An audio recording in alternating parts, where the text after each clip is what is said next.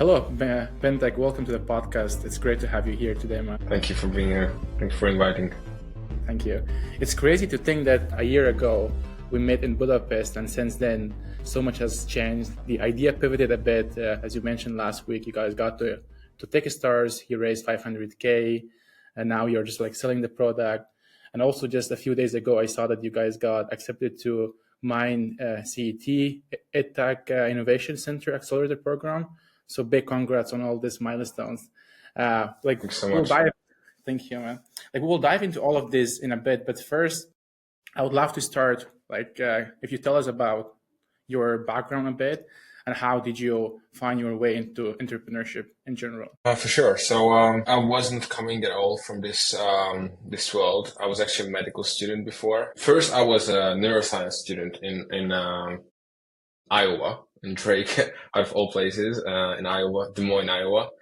And then I went back to Hungary and started medical school. And this is the time when we started Voovo. But first, it was more like something that we needed as medical students. And then as we got a couple of thousand users, this is when we decided, okay, maybe this is something to focus on more. And this is when, startup content, you start to consume startup content and it just takes you. And then from there, it's, you never want to go back to medical school either. I just want to build companies. So does it mean that you dropped out of university and you just focus on Voovo now? Yeah, exactly. When we raised the pre-seed and got into Techstars, this is the time when we decided to, let's drop out. Let's put full time on the company. And there might be a time in the future when I decide to go back just because I loved it. But as of now, I don't think so because the last year really showed me, and I think the team as well, this is what we want to do, building startups. It sounds and hopefully scale ups later. Yeah, hopefully. It sounds so scary and risky. So at that point that you decided, that you want to fully focus on Voovo. So what was the emotions taking this huge risk of moving to building something and leaving your medical, because it's also hard to get to medical studies as far as I know. Yeah, so it's hard to get to medical studies, or medical school. So at that time I was pretty scared to do so, and it shows that I didn't do this step for a year. I wasn't dropping out. Still, I was doing Voovo and medical school at the same time, which now I really think that it was very essential for our product iterations, because it helps a lot if you study with your own tool. But looking back, I didn't make that move until I had a very good reason to, and that was the Techstars application process and the 500K pre-seed. I didn't even have a chance then, it was kind of required for me to drop out. So, but I don't regret it for any moment. So just walk us through so who came up with the Voovo idea initially, and what was the how did you guys took it from idea to actual product? Yeah, so actually I started a company alone pretty early on, but what Voovo does now has nothing to do with what Voovo did back then, or nothing to do with the idea that we had back then. I mean, it's flashcards, or quizzes, flashcards and quizzes. That's the same, but everything else has changed. The initial idea was, as a medical student, you have to memorize a ton of knowledge, and there are these two amazing learning methods out there, which is active recall and spaced repetition. I just posted a post yesterday on LinkedIn, asking ChatGPT what's the best learning method, and ChatGPT thinks as well. It's active recall and spaced repetition.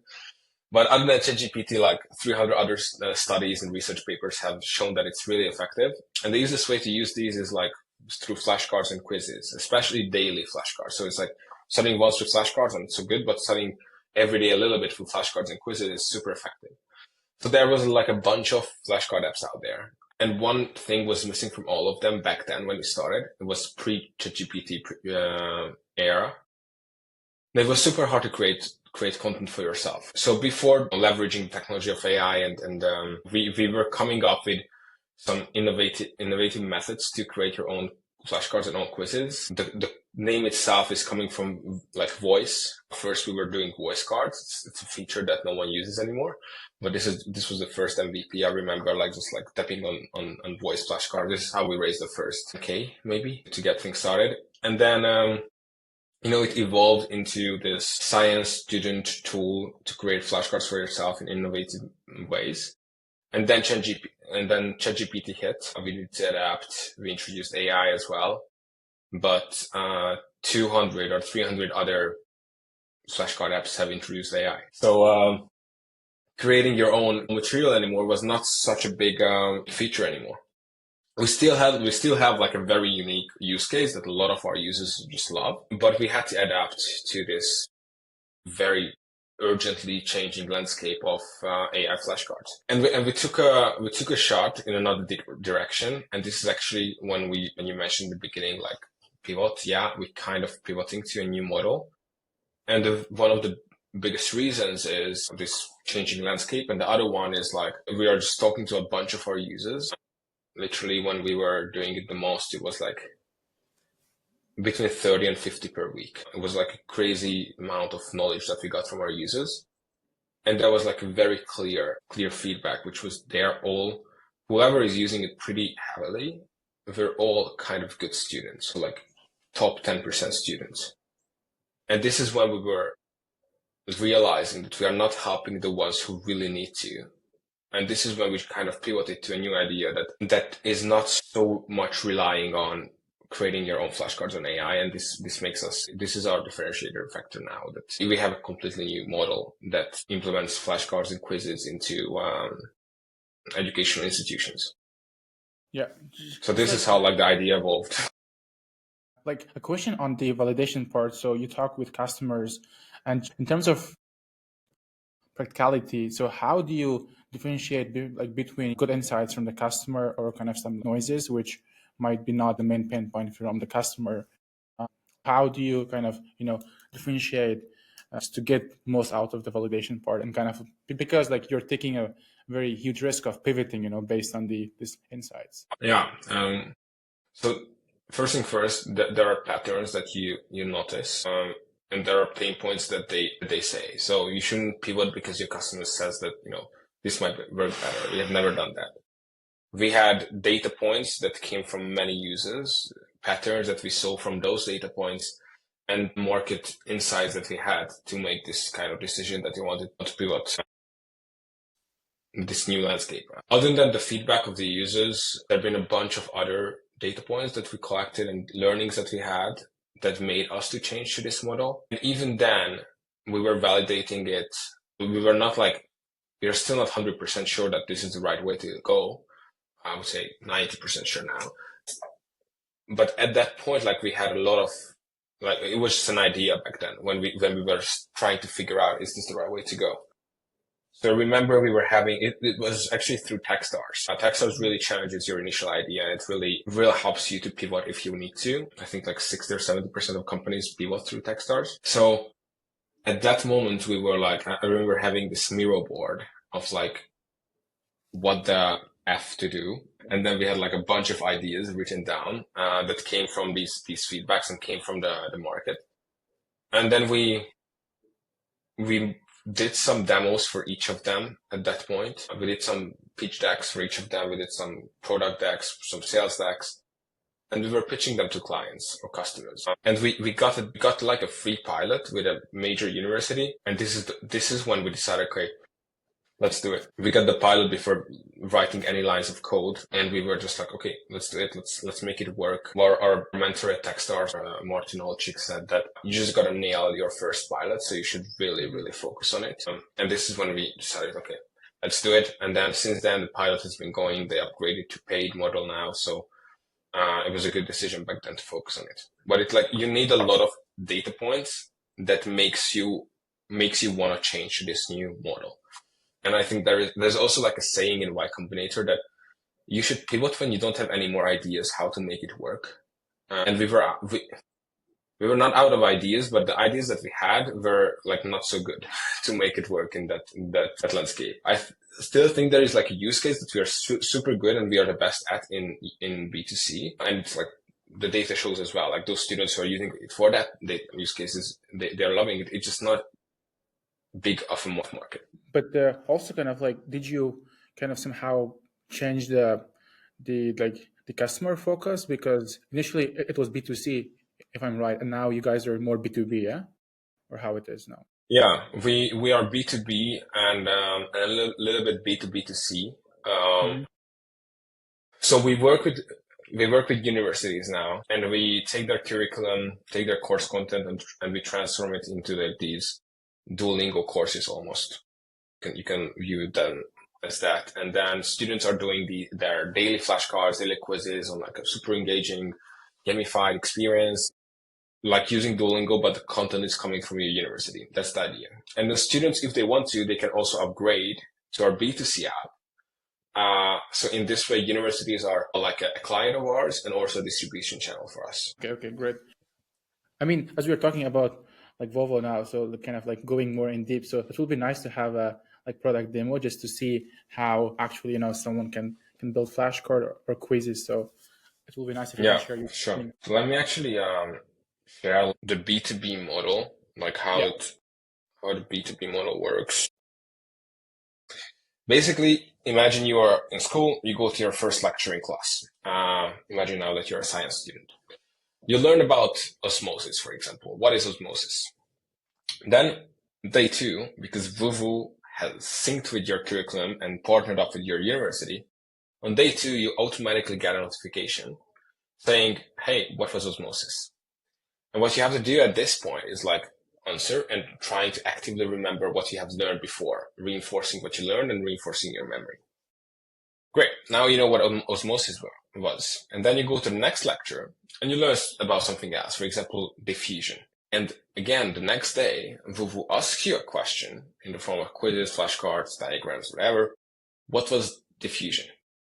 And if you do know diffusion, before you actually answer diffusion, there's always repetition included. So before we ask about diffusion, we always ask about, again, what was osmosis? And this is the idea of reinforcing what you learned throughout the semester. So, for example, in week 6 in the semester, you might get asked questions inside Voovo of the first week, what you have learned. And therefore, this is how we can build up your knowledge throughout the semester, rather than just cramming at the last 3 days, having an exam and forgetting everything. So that's the idea of Voovo. And then let me show you how the actual B2B platform works. You just get a notification on your phone super easily. You just tap on it. It shows you exactly how much flashcards you have left or quizzes you have left to answer. You also see like your daily goal. And then you start your study session. You're going to be asked questions of multiple choice questions. You're going to get asked true and false questions, diagrams as well, like when you have to find out what the label is there.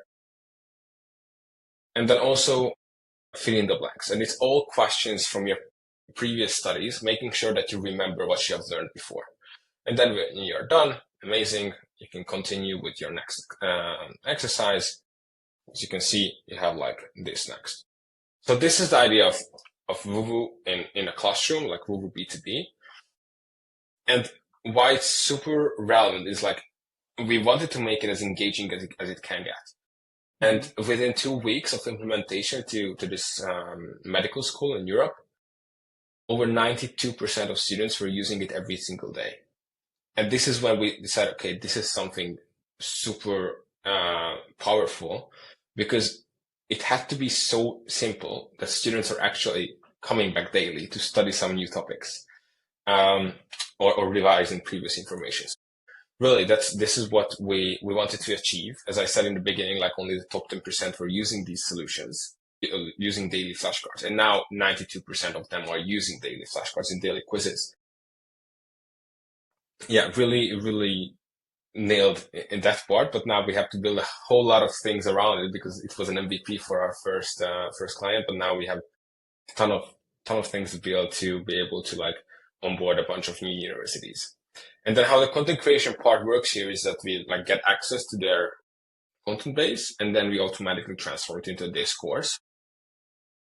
So this is how we can onboard new universities. We just run our models, and then it's going to create these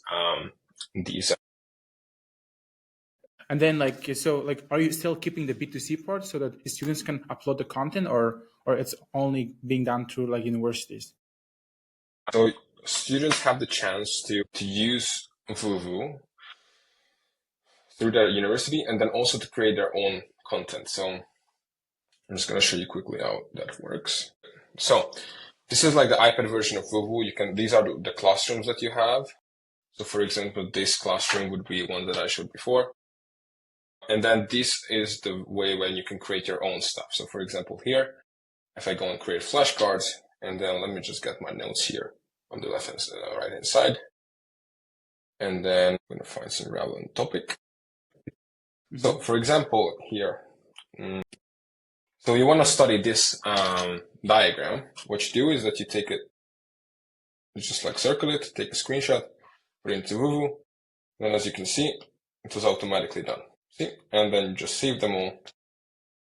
And then you have created a flashcard.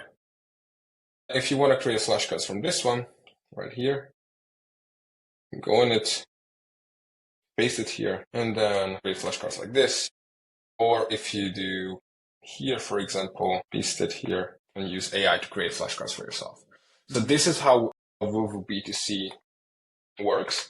The idea here is really to, as you are going through the content as a student, like literally, like just doing highlighting in my textbook, whatever I think is important, doing some notes here. As you're going through the content in your favorite note-taking app, you just have Voovo on the side. And whenever you find something interesting, for example, the features of the ischium, like this, you just paste it here and then create automatic flashcards.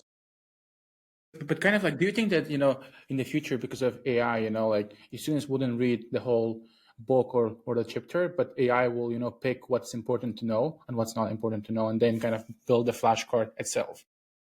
Yeah, so there are two types of usage. Let me just come back right here. So, okay, good. So basically our B2B model is based on that. We run our AI through the course content, we syllabus, and we find what's important, we call it main takeaways. And then we make sure that students have this like path for them to go on, what I showed you, that Duolingo kind of like course that they can study every day, and they basically learn the most important things.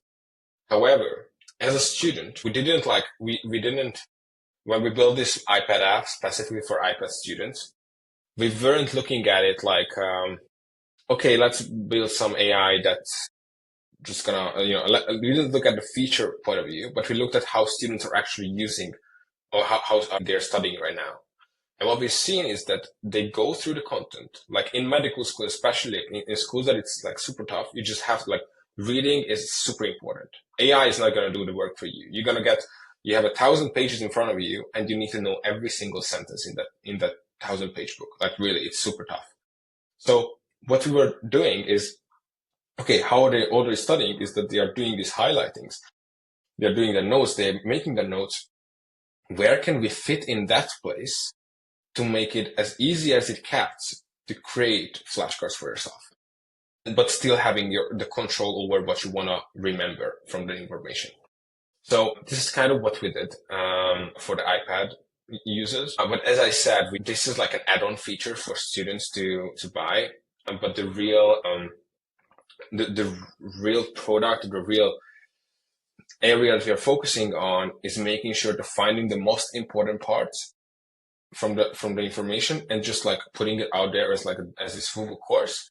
The students are doing daily repetition inside the app and repeating the most important information. And this is exactly like the main thing we were focusing on when we did this pivot is to how do we go from only the 5% of best students using the app to actually allowing it to every single student, or not allowing, but like making every single student or helping every single student to use the scientifically proven best learning methods. And this is like kind of as a metaphor I use here is like, imagine there was like a diet that was proven to be the best for everyone, but only 5% of all people were doing that diet because of self-control or whatever reasons. Only 5% of people were on this amazing diet. And then there comes a solution which make every single, or like 93% of people to use that diet easily. And this is what we wanna build on, that we have this university where now not 5% of students are using the best methods, but 95.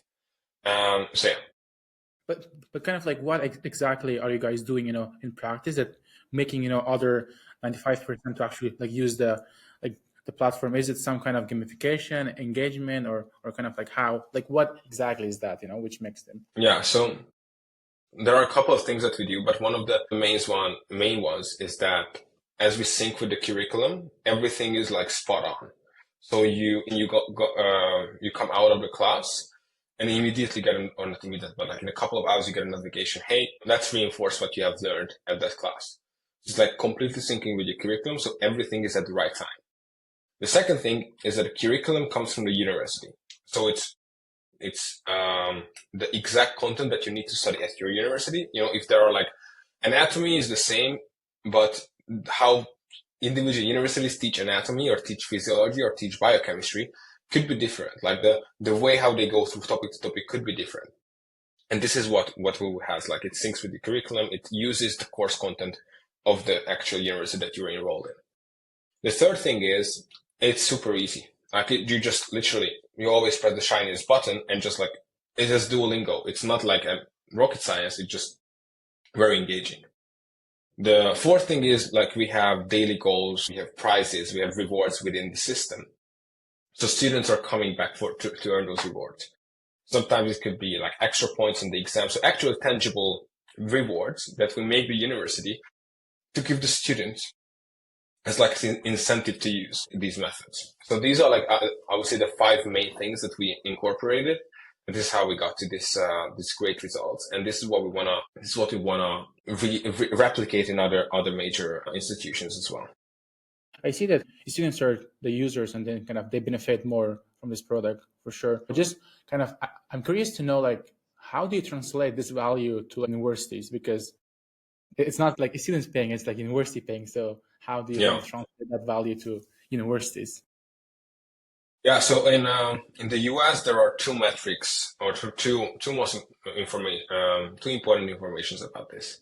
One is that the highest rated metric in the US is retention rates, retention and graduation rates of students. So institutions are doing everything they can to increase retention rates. The opposite of retention rate is like churn rate. So what churn rates consist of in universities, one of them is like socioeconomic status, or like, if you have to do a double job while going to university, then that's hard. Second thing, like mental health issues, that could happen as well. But there is this chunk, which is academic struggles. And we are focusing on that chunk, that 10, 12, 15% of students who are failing, even though they want to, but they're not able to. These are called like low achieving students, who really want to succeed, but don't have the tools to do that. So if we help 1-2% of the students to actually pass these exams, just to give you like an example, Georgia State University increased their retention of 1% and got additional 3.3 million every year. So it's a huge economic value if you can save those students. And just like all these other metrics, like increased exam results, all these help a university to actually get more tuition fee or support, that it makes sense for them to work with these methods, or work with these companies. And the second thing is,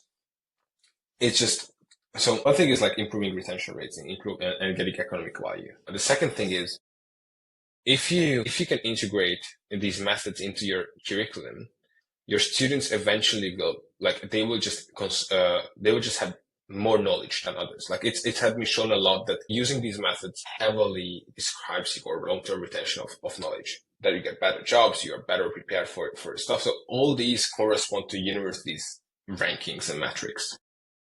Okay. So just like on this topic, from my experiences with selling to universities and schools are super hard. And it is kind of like a bit scary because it's a different like business model. And it's like either they have budget constraint, or either like they have, kind of the budget should be approved by the government.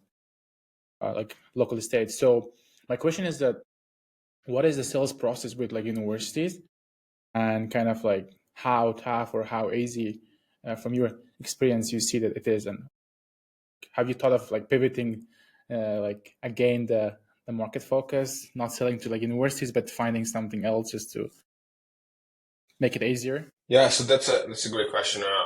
Honestly, it's one of the toughest markets to answer, like higher education sales, long sales cycles, not It's very distinct small, yeah. sales, like sales processes differ from university to university and stuff. What at the end of the day, like you have to sell to you who you provide the most value to. And you gotta like there are companies who figure this out. It's not impossible. It is hard. It's not like probably B2B SaaS would be like the one of the best examples to where you can sell super fast and easy onboarding. But it's doable. Like there are companies who have done higher ed and are doing very well. It's much slower than other industries or other markets. But it's not, I wouldn't just because it's hard doesn't give you a reason to pivot. If universities don't find a value in what you do, you should pivot definitely. But this is not the case that we see now. What we see now is that we have good traction. The first ones who had the free pilots are turning to paid clients and are giving away money for this. So right now it's promising. If time comes when we see that the value that we provide to universities isn't enough and we have to change that, then it might come the way to, it would be foolish not to pivot then, but it would be foolish to pivot again now,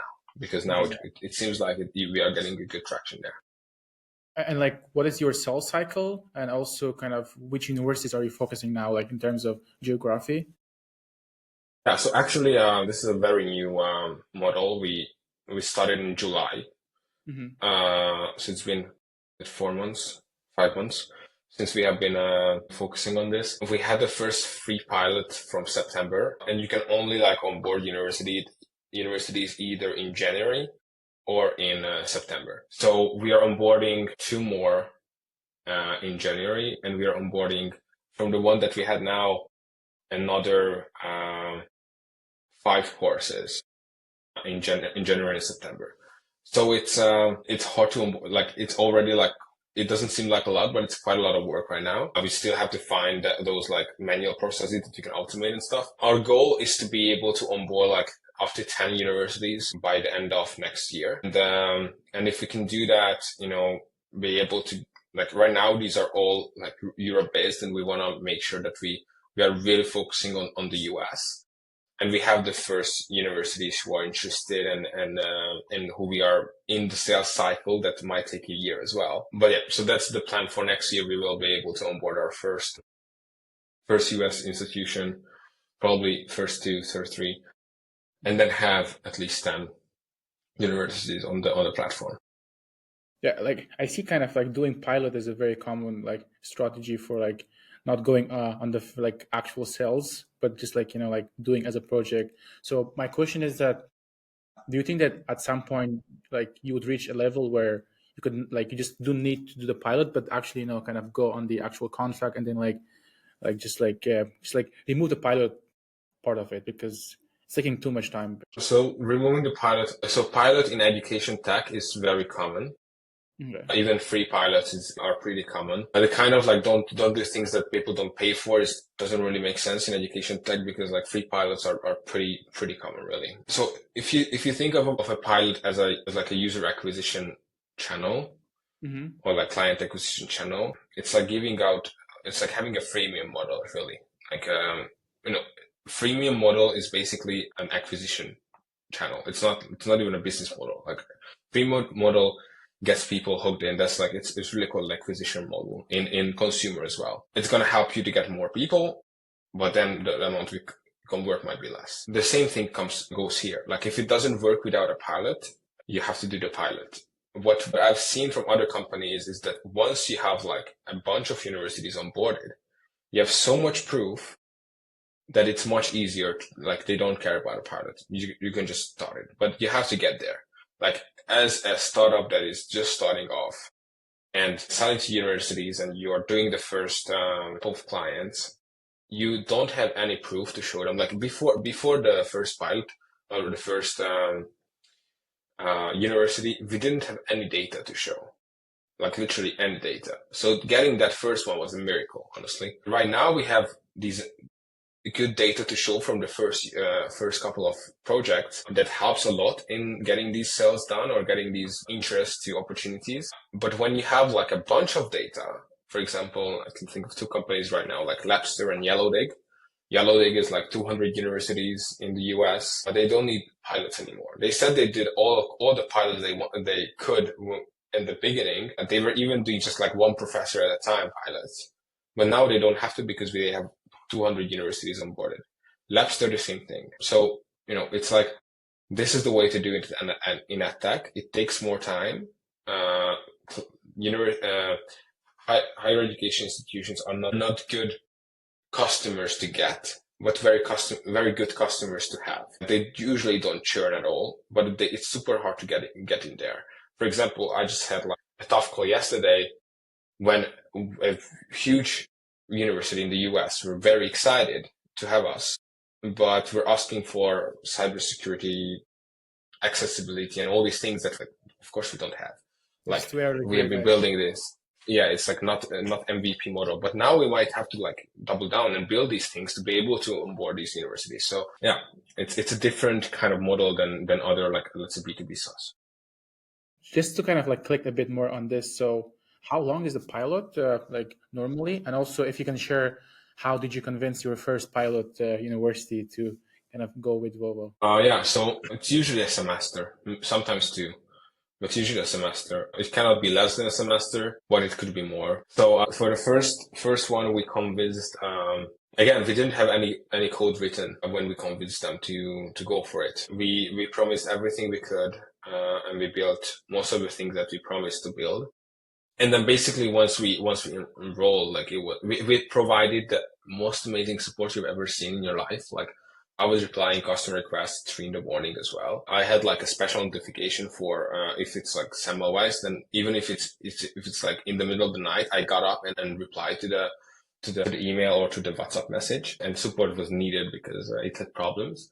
But the idea was that we just give everything we can to these people, and that's the thing you can do as a small company. You can be the most amazing support you can be, and the most amazing team, and the most responsive team at all. So this is how we did this. And then they saw the value in the product pretty soon after like amazing feedback from the students, really amazing. I thought it's going to be like a push from the university and students would push back. Like, this was like one of my fears, like fear assumptions. And instead, like, they were seeing the amazing value in this tool. So it was very good that on the university level, like, metrics were super high. And then on the student level, feedback was super good. And then they decided within 2 months or 2.5 months to actually, it was 250 students, and then to buy for 1,100 students. Cool. So, and then, all the discounts that you can imagine at the first client that you have, but it's still like, it's proof to pay. So yeah, that was kind of the first. And kind of like, did you do the pilot for free for them, or did you ask? Oh yeah, for free. If you wanted to do it for money, like, no way it works. No way. Like, even let's say, even if they want to pay, it would take us a year. Just to go the process, yeah. Just to go through the process. So not even, and then people were telling me, like, who have not done higher ed sales, which I have not done before, that, if it's a free pilot, you shouldn't even consider, like, you have to ask money for what you do. And then I completely agree with the statement 99% of the time. But if it takes you a free pilot to get a university, like, if I didn't take the free pilot, I would have nothing right now. I don't know, maybe we figure something out, but now I have 1,100, or like an amazing success story with this university that I wouldn't have had if I didn't take a free. Yeah. And also, I think sometimes, the first free pilots also mean that they give you lots of feedback to build the actual product. So it's also like kind of a long process for them and taking time. So it's I think we got feedback from, like, literally, like, we talked with, I think, 60 or 100 students from that 250, like, hands-on talk with them. And they were super open, super helpful. We talked with the ones that hated it as well, like the one or two that didn't like it because they had bugs, and yeah, we solved them and now it works. So, it was a really, really good experience. I think it's also good to have some unhappy users, because then they give you more tough kind of feedback, and then you could actually like work on that. Yeah, the best ones are like unhappy users, like, or not unhappy users that like it but are frustrated. Those are the best ones. The most you can learn from. Yeah, like we mentioned the US several times. So, kind of, what's your expansion plan in the US, and also just on this is that, do you feel that being in Europe is a bit of disadvantage for you? I mean, if you were an EdTech startup in the US, maybe it will be a different scenario, or like you would be in a better situation. So what's kind of Yeah, like that's true. Being in Europe is a big disadvantage from two perspectives. On like, you're not there, just the fact that you are not there and not networking your way through the whole thing. The second thing is just like credibility. It's better if you're a US founder. So I would say, quick answer to that, we are moving to the US as soon as we can. So we have like the visa ready to go. We have everything. We just need like probably a seed financing to be able to move there. But we're moving the first chance we have. Maybe now with the new administration from January, visa is going to be hard to get, but we will see. But like, we are ready to go whenever we can. The idea is of the expansion plan that you said, like in EdTech, it's a little slower than you would think. So, or maybe you think so as well. But we have to get these first 10 universities on board. This is like our goal for this year. It's quite a big challenge to get one onboarded. So we want to get 10 universities onboarded. Then we want to raise a seed round, and we want to be able to make our product either self-onboarding, or at least like much less manual input that we provide right now. Like right now, we do a bunch of things that are like do things that don't scale, and we need to fix them to be able to scale better. Okay, I mean, moving on the seed round topic as well. So you guys joined Techstars, and it was a great news when I saw it. So like, because we've been talking about investing as well, a year ago. So my question is that, what was this like decision of getting to like Techstars, and like, was it the first choice, to apply there, and kind of what was the process, like getting there, and how was it? 4 questions in the same time. Yeah. So how do I start? When we last talked, when we were pitching to you guys, I think that was like November last year, exactly 1 year ago. And then we were talking about, our pre-seed. We didn't know really how to raise. We're not so good at it. So we had like, I think the first was 15K written on our pitch deck or something. Yeah. We just needed a little bit of bridge to get some couple of more, because like exciting things could happen then. And then we also applied to Techstars in the same time, like just like out of fun, I would say. Like I do believe that they told us they screen a lot of companies, so we were like, okay, let's give it a shot. And then we met with the managing director at Martin in Hungary. Actually, the story, like how we met him first, is like my co-founder Bendy. I was at the first Monday event. He must know what the first Mondays are. And it was his first day in the company. Like, this is when he joined. And then Martin was doing the first Monday at that point with a Hungarian company that was mentored in Techstars. And then he just like, I told Bendy, hey, let's talk with him. And then he did. And then Martin said, like, you guys should apply. This was Bendy's first day. Bendy asked, like, what's the most important when we apply? He said traction. Bendy didn't even know what traction was back then. Like, it was a funny period. But then we applied. We got to the first, I think there was like 5 calls or 4 calls, and it was not like we just got in. I don't know how, but we went through all the calls. They like what we do. They really like that we are dropouts, that we want to give it all.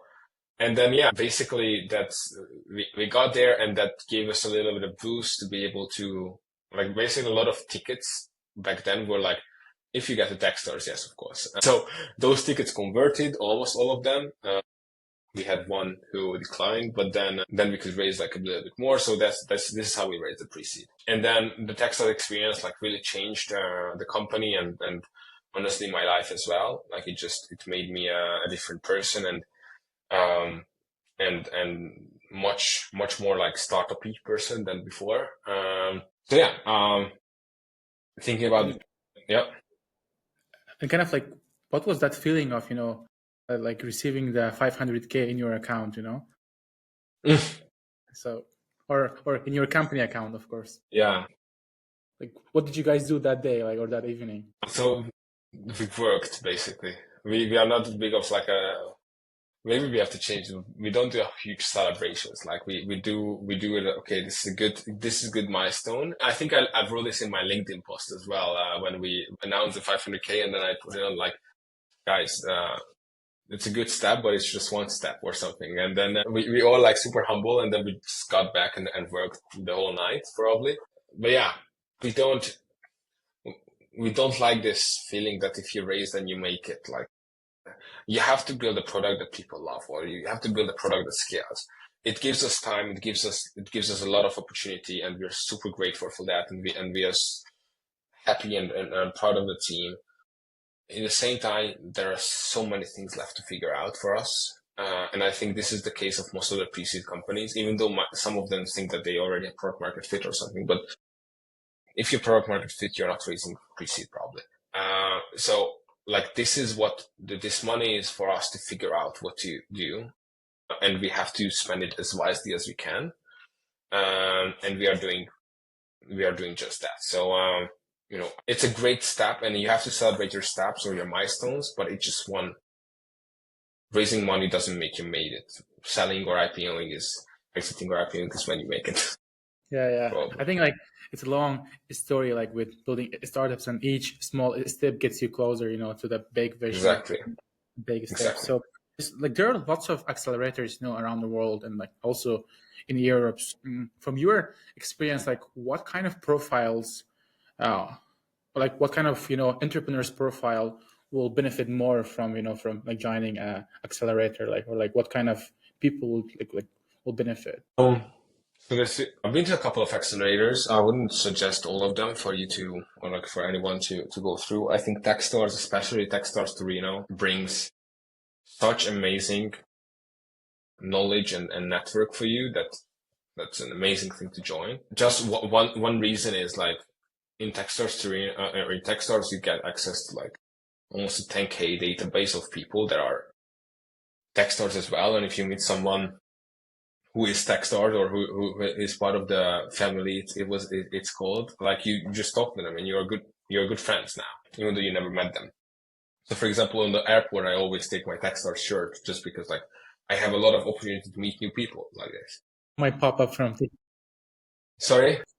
Like I said, like someone might pop up from Techstars, like Techstars. Yeah, a lot of times. Yeah, I think I met like 5 people on the airport just like this. So it's good to be in a network like this, and you are in this network for the rest of your lives, even if your company fails. Techstars is full of founders who are just starting out, pre-seed and probably first-time founders, or not first time, but founders that have never went through like a big company or never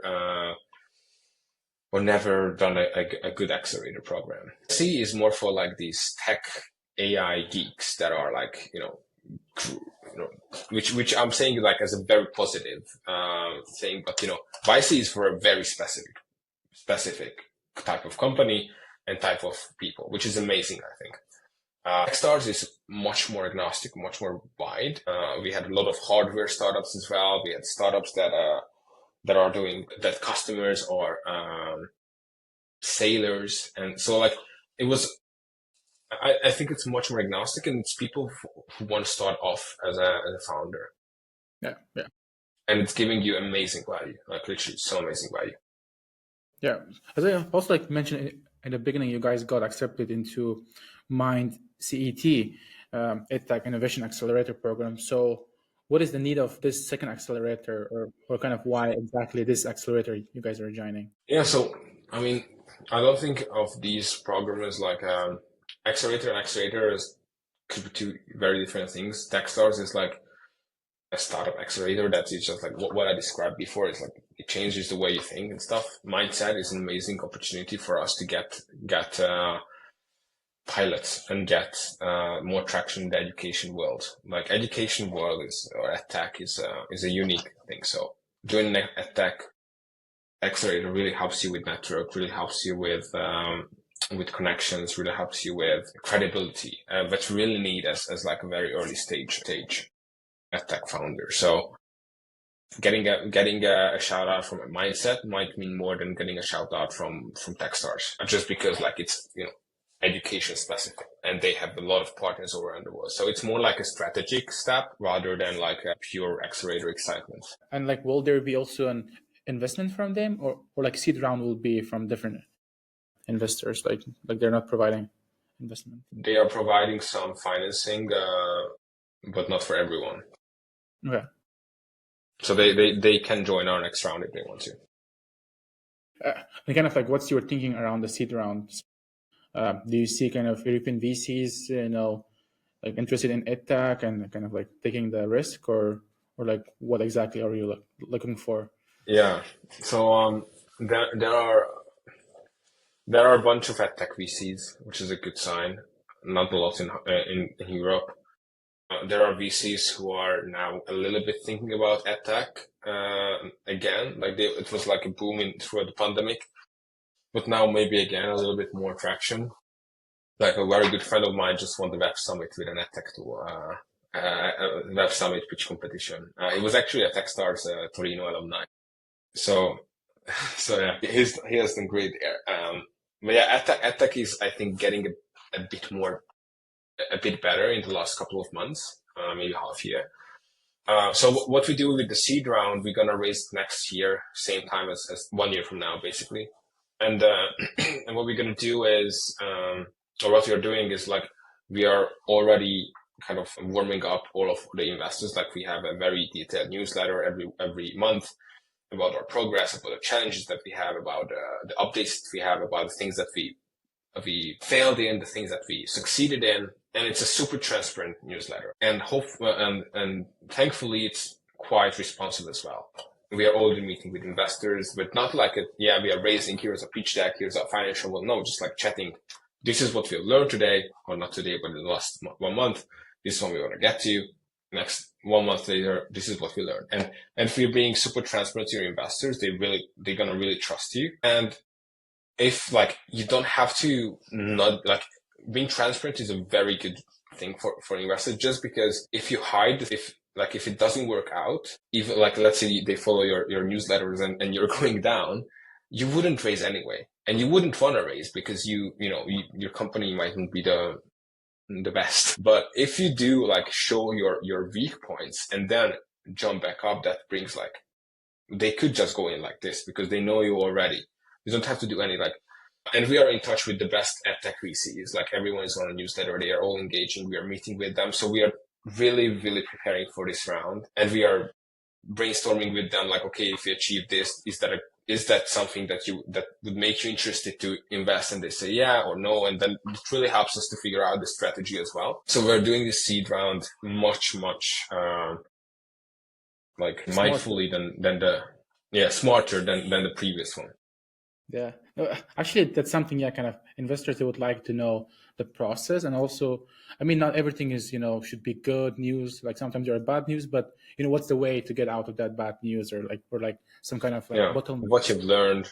Yeah, what you learned. I think you are on our newsletter as well. No. I think yeah. Like I receive it like monthly. Yeah. So. If not you, then Robert from Robert for sure. I know. Yeah. He replied to me once. That's good. So just like moving to the last session of this podcast. So in this part, like we were just like asking, kind of like random questions about different topics which are interested, like for us to have your opinion on. The first one to start with is that, so we talked a lot about AI. So I'm interested to know, how do you see the role of AI in education in the coming years?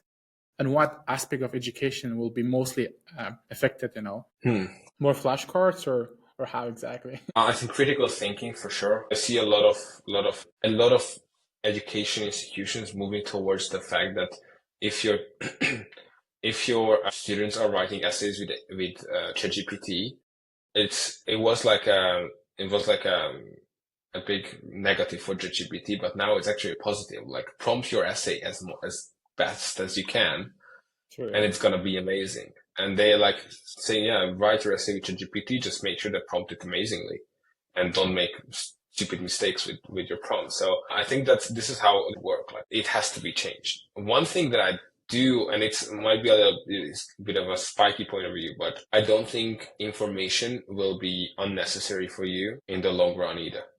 So at least for the next decade. Everyone is talking about, yeah, with Neuralink or with AI, you don't have to use information anymore. Well, it turns out that when Google came out, everyone was saying the same. And when you are in a hospital and your doctor has to look up whatever is wrong with you, that's not the best sign for you. So a lot of people are saying that AI is going to take over these jobs and you're not going to have doctors anymore.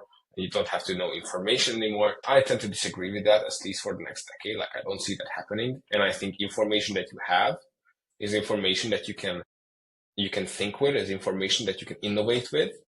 So if you don't have information that is in your brain, you won't be able to do innovation. And this is what I believe. Like this is why our solution is mainly focusing on a study technique that is not necessary to be replaced by AI, in my opinion. But I think, for example, essay writing or all these critical thinking exercises is also, you have to change your critical thinking to how can you prompt an ChatGPT well, for example. I think that's also like it's an amazing skill. If you are prompting very well, then that's an amazing skill right now, literally. So, and I see that change as well in education. Like a lot of people are doing that. A lot of companies are helping with that. If I didn't have the assumption that our field, especially like revision and information retention, is going to be desperately changed by AI, I wouldn't build this company. I don't think it will for the next several years and decade. Yeah, I think like I agree with you. So with the AI, I think that it will be more that it will help us with the speed of like learning and like getting new information. So it will not just like we need to get the information like which we do now, but then the process will be much, it will be more concise. Like like we'll have access to the like great like summaries, but also we'll have these tools to help us to kind of brainstorm better and then structure, as you're saying, that like prompt better and then kind of get the like much better result. For example, there is a saying like AI should enhance learning and not replace it. Sure. And I really stand with that fact. Yeah. So like the other question is that if there is a person having an idea for a startup, so what practical tips can you tell him or her just to move forward from the idea to actual having the MVP or having the company? Yeah, if you can build it, but most probably like that. The first thing I would do is just like find who my customer is and sell it to them without building anything. This is make it look like you have everything, and then if they buy it, that's amazing. If they don't, if they buy it, you can build it, and if they buy it, you can give that money back if you couldn't build it. But there is no better way to validate your idea than trying to sell it, even though you don't have anything. So this is what I would suggest everyone. If they have an idea, somehow either fake it or do it, but manually. So you have the idea of helping coffee shops to get back like dirty dishes from the stores with a robot, for example. Then go there and help them and sell yourself getting back dirty dishes 24/7 for 1 week, and ask how much you can charge them, or like charge them X. And if they like what you do, then you can do the same after that with a robot. But like somehow try to validate your idea. And validation is not talking to or making surveys. Validation is either making the product in a super manual way that is not scalable, but is very like it helps you to validate, or just somehow like faking it is a bad word, but like Still, making your customers believe that it works. yeah, That's a better way to put it. And if they do buy it or do want to use it, that's a really good sign for you to focus more on that idea. Next question will be: can anyone be a founder? I don't think anyone can be a founder, but I don't think it's either like a founder is like a unique species. It's not. It's like someone who is very humble, I would say. And you need to be quite, I don't know, good in your domain that you are at, but like really it's about being super humble. And I don't advise anyone to, you should be a founder. Like you have to find out. A lot of people are actually finding out that it's not the best jobs out there. Yeah, so I would say not anyone, but if you have if you want to be, you probably can. You just have to do a lot of work to be a successful founder. It's easy to be an unsuccessful founder, I guess, but that's your point. Because also, like, I think that there are way more kind of bad days in having your own business than like good days, and people, they like don't see Yeah, that kind of. So you have to be ready 99 bad days and one good day. yeah. So like everyone sees that one day, but not the other one. So it's kind of like a bit of a perception Yeah, issue. like if especially this is I think one of the best traits that you can have as a person to be a founder is like love failure. Like it sounds a little bit weird, but like you just have to love it. Like you just have Yeah, to, like I honestly love it. Like when I see someone saying that it's shit or it doesn't work or you should do this, I'm super, I won't say happy, but like this is the greatest opportunity for us to change or to learn.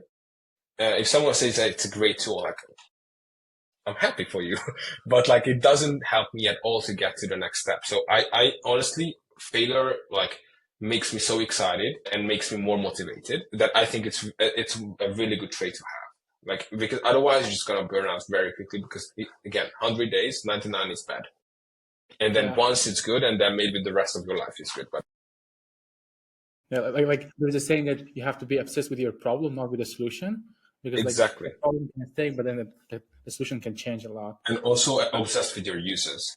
Yeah. Like I mean, over this last like kind of like this like journey with Volvo, so have you done any dumb thing that you almost killed your company? Like Yes. and what was it? Maybe just like one of them, not Almost killed my company. We have done a lot of dumb things, but that's good. I think we learned a lot from them. I'm not gonna do it again. Maybe the biggest one was really like dating one data point and getting obsessed with that data point and only looking at that data point, if that makes sense. Like, okay, this one works, and looking at the metrics like not as a whole, but that this one works. And then, okay, we have to double down. And this is like, or looking at metrics positively was something that I did before Techstars. Since then, I look at metrics objective. And if metrics are low, that's an opportunity to learn. Before, I looked at metrics have to be somehow high. You know what I mean?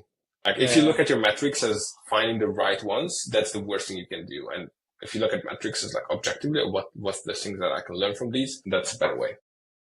Yeah, because like sometimes what I see is that like some entrepreneurs are biased toward some kind of either like I mean of course like they're obsessed with the problem or like they love one idea for the solution and then they kind of hunt for that like as you said like data points which like prove him or her right and then kind of like he or she just take that for like granted and then in the end Yeah. if it works out good if not then it's like okay but like there was a data point which you were like saying that so Yeah. like So for example, when you talk with investors as well, it's the same thing. Like talk with investors and it shouldn't be like they offending you with a metric and you defending yourself.